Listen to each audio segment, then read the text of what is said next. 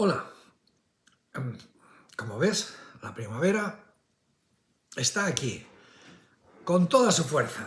Y aquí tenemos unas bonitas flores, unos geranios.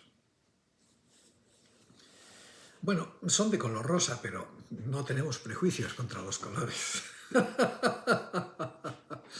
Ok, muchas gracias por tu atención a mi canal, a mi video. Muchas gracias por tus comentarios, por tu motivación. Muchas gracias por todo. Yo te valoro mucho y aquí estamos para darte nueva información que te pueda ser de interés y a la que espero, bueno, darle la mayor difusión que puedas. Te vuelvo a insistir que no tengo ningún tipo de límite ni de beneficio en esto tampoco. Es decir, yo no gano absolutamente un céntimo por ninguno de mis vídeos. Y úsalo como te dé la gana. Lo puedes poner en tus redes sociales, en Facebook, en donde tú quieras, en Instagram, en TikTok. Eso es cosa tuya. Bueno, yo llevo un cierto tiempo que me gusta aprender cosas sobre la China moderna, la China actual, la de estos días, que es realmente, yo creo que es un fenómeno muy fascinante en la historia de la humanidad, ¿no? Prácticamente pues sería comparable con la transformación de Japón, pues a mediados del siglo XIX, cuando pasó de ser una sociedad medieval a ser una sociedad industrial, perfectamente desarrollada y con capacidad de tener un lugar entre el resto de las naciones que se consideraban pues, más ricas del planeta, que fundamentalmente eran Estados Unidos y algunas naciones de Europa. Bueno, pues ahora está sucediendo algo parecido, ¿eh? No es lo mismo, pero es parecido, cuando pues China hace, qué sé yo, hace 60 años, tenían hambrunas, la gente moría por millones, pero morían de simple hambre, no tenían ni siquiera un poco de arroz para metérselo en la barriga. Y ahora resulta pues que son pioneros en inteligencia artificial y en muchísimos otros desarrollos tecnológicos que causan el pavor de los Estados Unidos. Bueno, pues de verdad que sí es un tema que me fascina, de ver cómo lo han ido haciendo y además que esto va a una velocidad realmente increíble. Es decir, lo que sabías hace 4 años ya hoy no sirve, es otra cosa. Bueno, y de las cosas que he ido aprendiendo y viendo, una de las que me ha fascinado bastante es la que te quiero comentar hoy, porque nos va a servir para la temática de nuestro canal. Es que, pues, en los últimos posiblemente 20 años, 30 años, es decir, el renacimiento de China, desde que Deng Xiaoping abre China pues, al comercio global, entonces, claro, todos los cambios se empiezan a producir a una gran velocidad. Y una de las cosas es que empiezan a ir pues, empresas occidentales a trabajar allí y, lógicamente pues, van también personas occidentales a trabajar allí y a vivir allí. Lo que cuentan consistentemente diferentes personas es que a partir de su propia experiencia viviendo allí, porque la experiencia de estos es la única que me vale. Hay un montón de mamarrachos diciendo cosas sobre China que, vamos, que no, yo creo que no han estado nunca, o que si han estado, han ido en plan de turismo y han estado una semana viendo monumentos. Yo estoy hablando de personas que llevan ahí viviendo 10 años, 15 años y trabajando ahí, que algunos pues han hecho familia en China y se han quedado en China, ¿no? estos son los testimonios que me valen. Los otros, los que han leído 3 folletos y han visto las noticias de CNN y a lo mejor un día pasaron por ahí unos cuantos ratos en China, eso no me sirve. Bueno, pues entonces lo que te suelen contar estas personas es que, claro, cuando ellos llegaron a China se dieron cuenta de que por el hecho de ser blancos tenían ya una reputación ganada. Es decir, pues su opinión o su voz en las empresas, en los negocios, en cualquier cosa, tenía mucha más fuerza, mucho más peso que la de cualquiera otro. Es decir, pues si lo dice este señor, que es italiano o alemán o inglés o portugués, pues caramba, será, porque eso es. O sea, tenían una especie de reverencia hacia la reputación de superioridad de el hombre blanco occidental. Claro, una de las cosas que también te empiezan a decir, dice, es que esto en los últimos años se está terminando, se está acabando. ¿Por qué? Porque ya empezaron a suceder cosas como, por ejemplo, que ahora ya los propios chinos se dan cuenta de que ellos están tomando el liderazgo en cosas. Es decir, y ahora nosotros sabemos más que los blancos occidentales. Lo cual es verdad. O también les están sucediendo pues que ahora ya los chinos están viajando mucho a otras partes y eligen viajar a Europa o Estados Unidos. De hecho, ahora cada vez es más frecuente encontrarse autobuses llenos de chinos. Antes eran más japoneses, pero ahora son chinos de la China, que llegan, pues por eso, cientos y cientos que van viéndolo todo, tomando fotos, la típica cosa de los turistas, claro. Cuando llega uno de estos chinos, que a lo mejor pues está viviendo en una de las grandes ciudades de China, pues yo que sé, como Shanghái o Cantón o lo que sea, entonces llega y ven muchas de las ciudades europeas, por ejemplo, o incluso norteamericanas, con un aspecto, por ejemplo, tú vas al metro de Nueva York y se te cae el alma a los pies, luego ves el metro de China y dices, caramba, pues claro, el chino que viene de ver el metro en su ciudad y ve el metro de Nueva York, dice, ¿pero esto qué es? Se le cae la reputación de los blancos completamente. Y lo mismo te digo, pues si va al metro de Londres, ¿no? Y luego empiezan a haber gente durmiendo en las calles, pero por montones. Y luego empiezan a haber calles sucias y malolientes.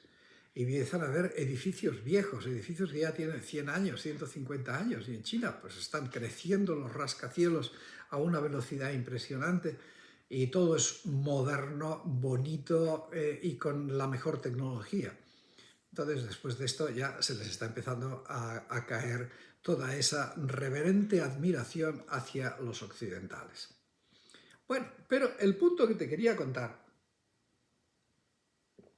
es que, claro, es decir, antes de esto, antes de que los chinos pudieran contrastar con sus propios ojos y decir, oye, pero qué porquería es esto, ¿no? ¿Esto es España? ¿Esto es Italia? ¿Esto es Francia? Pues me quedo en China, ¿eh? Sí. Pero antes que los chinos pudieran constatar esto, pues claro, tenían una admiración, una reverencia, a decir, wow, estos señores blancos saben mucho más que nosotros y son mejores y viven muy bien, son ricos, nosotros no, somos pobres y hemos pasado hambre. Bueno, claro, este es el resultado del colonialismo y ahora exactamente esto, te lo traspaso a Latinoamérica, exactamente igual. E incluso todavía peor, porque en China, al menos, nunca perdieron la independencia. Es decir, los británicos les hicieron horrores, les obligaron con la guerra del opio, en fin, les hicieron toda clase de horrores y los sometieron a toda clase de abusos. Pero los chinos nunca fueron ocupados, nunca pusieron ahí un gobierno británico a que gobernara China. Nunca, siempre tuvieron, aunque fuera cada vez con menos poder, pues a su emperador y sus gobernadores y sus estructuras de Estado chino. El Estado chino no desapareció. En Latinoamérica todas las formaciones naturales que existían desaparecieron, todas. ¿Eh? Los gobernantes fueron asesinados y reemplazados por españoles y les obligaron pues, a usar otra lengua, a creer otra religión, etcétera, etcétera, todo, a vestir de otra forma. Entonces, fíjate, en China, que no ocurrió eso, al cabo de 100 años, lo que llaman los chinos el siglo de la gran humillación, ya se les quedó metido en la cabeza que los blancos eran superiores. Ahora, bueno, pues ahora te digo, vete a Latinoamérica y observa qué es lo que hay, ¿no? Yo es que lo he visto clarísimo. Y esto se debe exactamente a esas prácticas brutales del colonialismo que en Latinoamérica fueron todavía mucho peores que en China, pero muchísimo peores. Te pongo, pues hombre, como un ejemplo que yo lo he experimentado. Hay una expresión en Ecuador, ya sabes que yo tengo bastante relación con Ecuador. Supongo que todavía existe, yo hace años que ya no vivo en Ecuador, estas cosas a veces cambian, pero esta creo que no ha cambiado, que es que se diga de alguien en el Ecuador que es un acholado, o decirle a alguien no te acholes, ¿eh? Y claro, el verbo acholar, ser un acholado o actuar no te acholes o achólate, etc. ¿Qué significa eso? Pues significa que hay uno que no es capaz de actuar, que se acobarda, se asusta, se hace tímido, o sea, es decir, no tiene la suficiente fortaleza de carácter y energía como para decir o hacer lo que se supone que debería decir o hacer. Y entonces, pues claro, si está acholado, no dice o hace lo que se supone que necesita, debería decir o hacer. Acholado.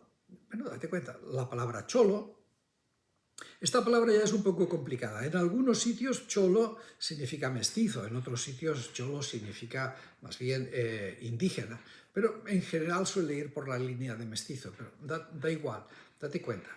O sea, el cholo no es blanco. Esa es la clave. Es decir, cualquiera que sea la definición que le quieras poner, el cholo no es blanco, ¿no? Bueno, entonces, fíjate cómo se ha metido en el lenguaje y en la cultura de que el que actúa de esa forma, un poco así, intimidado, acobardado, asustado, está acholado. Es el relativo a la palabra cholo. Esto pues puede ser una curiosidad cultural, semántica, pero a mí es que esto me parece absolutamente terrible. Es decir, esto lo que marca es un profundísimo complejo de inferioridad, que eso dificulta montones de cosas. Es decir, ¿quién quiere ver a un cholo o a un acholado como presidente de la República o gerente de una compañía o etcétera, etcétera? Y este se queja de que es que estos son unos acholados, no trabajan bien, no hacen las cosas no tienen el carácter para hacer las cosas. Esto es terrible, esto es un lastre metido sobre los países latinoamericanos tremendos. Y como te digo, y expresiones como estas las puedes encontrar en prácticamente todos los países. Vete a Argentina, o vete a Chile, o a Uruguay, o a México, o a Panamá, o a Paraguay, o a Bolivia, a donde te dé la gana. Cuba, expresiones parecidas las tienes en todas partes que demuestran una especie de sentimiento de inferioridad frente al blanco. Y claro, a lo mejor alguien podría decir, los racistas podrían decirlo, seguramente. Es que si tienen ese sentimiento de inferioridad será porque son inferiores, ¿no? Pues son menos inteligentes, son menos guapos, son menos lo que sea, menos carácter.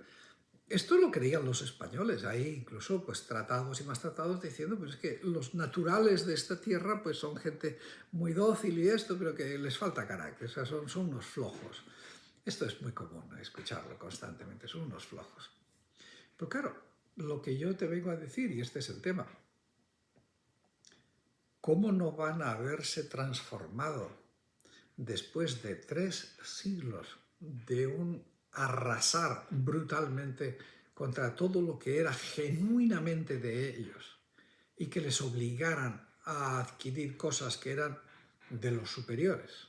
¿Cómo se puede impedir? O sea, es decir, déjame que te lea, por ejemplo, un fragmento que es terrible, que es de aquellos, unos escritores de los que ya te he mencionado en otra ocasión, ya te pondré ahí, que son Jorge Juan y Antonio de Ulloa, que fueron dos jóvenes oficiales de la Marina que estuvieron visitando diferentes países y lugares en Sudamérica, estuvieron en Ecuador mucho tiempo, estuvieron en Perú, estuvieron en Chile, y estuvieron observando y luego redactaron un informe que se lo entregaron al rey. Ni siquiera lo publicaron, era un informe secreto, porque daban referencia de muchas instalaciones militares, etc. Y luego daban informe de lo que veían, de la situación social que se habían encontrado. Eran dos verdaderos patriotas y dos hombres muy cultos y bueno, eran de lo mejorcito que había. O sea, la Armada, la Marina, era lo mejorcito que tenían pues porque las flotas eran imprescindibles y entonces la mejor gente y la gente mejor formada estaba en la Armada. Y bueno, pues estos eran de esa élite, de la gente más educada, más formada, más preparada, etc. Pues estos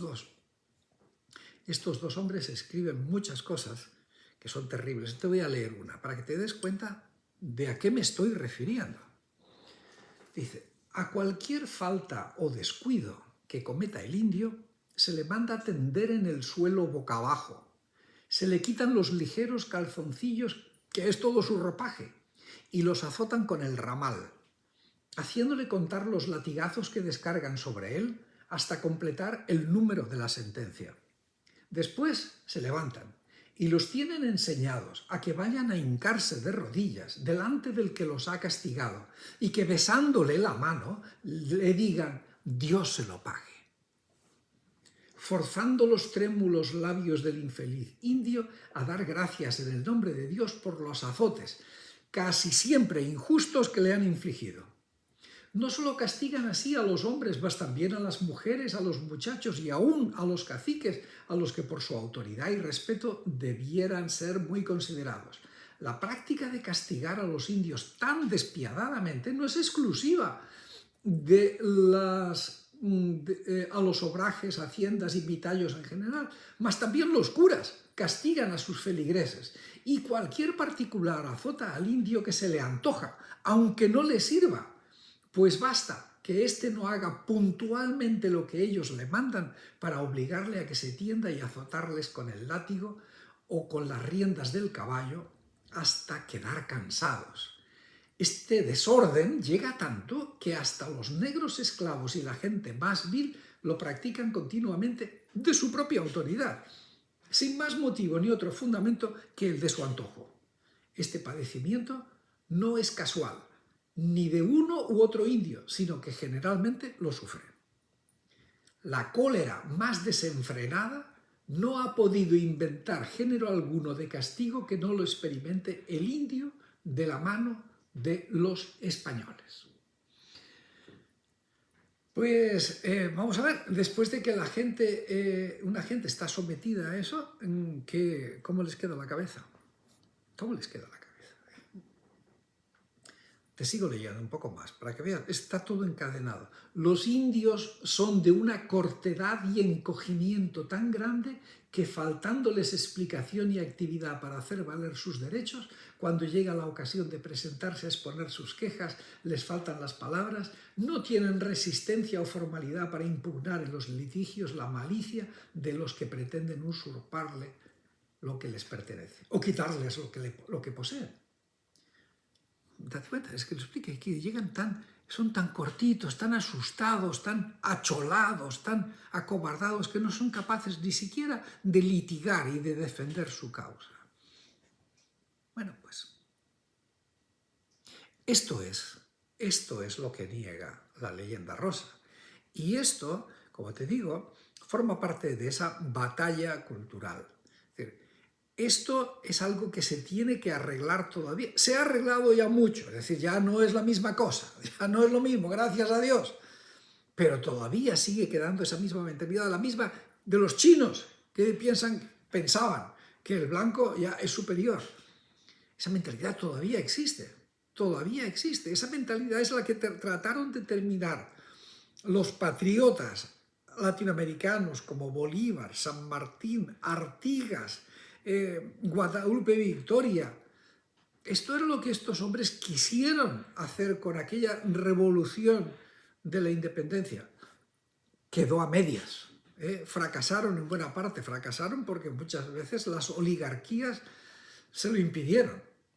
Y de hecho, como ya te he contado en otras ocasiones, muchas veces estos próceres de la independencia acabaron o asesinados o exiliados, porque las élites no iban a consentir que les cambiaran su forma de vida. Ellos quieren seguir teniendo a la gente sometida. Y lo mismo es lo que está haciendo la leyenda rosa. Es decir, en Ecuador hay otra expresión también que es terrible, ¿no? Que en cuanto hay un indígena que reclama, que pide a lo que sea, sus derechos, por lo que sea. Puede ser que en un mercado alguien no le quiere pagar el precio justo y el otro reclama y dice, es un indio alzado, así se les describe, ¿no? O la pobre criadita que la tienen, están acostumbrados a tener una criada indígena en la casa pagándole pues poco más que la comida y el vestido, poco más, poco más.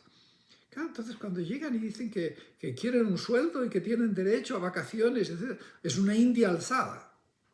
Bueno, pues esto es lo que quiere la leyenda rosa. Quiere que los indios no sean alzados, que sean dóciles y obedientes y que trabajen por unos centavitos y que encima cuando les insulten y les regañen y les castiguen, les besen la mano y les digan Dios se lo pague.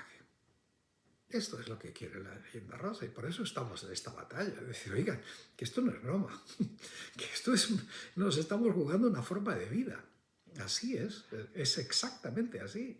Y por eso, señores como Artigas o como el cura Hidalgo son mis héroes.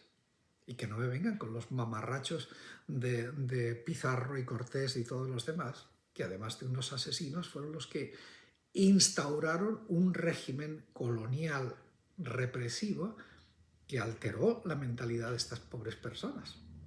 Muchísimo más que lo de los chinos, pues los chinos, al fin y al cabo, como te digo, nunca nadie les obligó a no hablar chino o nunca nadie les quitó su rey, su emperador, su gobierno. Es que la situación de esas colonias españolas fue realmente terrible, terrible. Y a medida que uno va aprendiendo y entendiendo, se queda espantado. Y que no me vengan con la idiotez de que esto no era lo que ordenaban los reyes o el gobierno. El gobierno sabía lo que pasaba, lo sabía perfectamente. Y o no quería o no podía, una de dos, o no quería o no podía arreglarlo. Y todos los que mandaban, los propios virreyes y los gobernadores y los regidores, eran nombrados por el gobierno y luego llegaban y eran todos unos corruptos. Y el juicio de residencia que se les hacía luego no servía para nada. Y las poquísimas veces que a alguno le pusieran algún tipo de sanción por el juicio de residencia, se la perdonaban, se la reducían o todo terminaba en nada gracias a el dinerito que se ponía sobre la mesa. Un auténtico desastre. Te pondré la cita de este para que tú la puedas encontrar y lo busques. Es un libro que está disponible en internet. Tú podrás leerlo por ti mismo. Pues nada más. Muchas gracias por tu atención. Cuídate mucho, sé feliz y seguiremos hablando.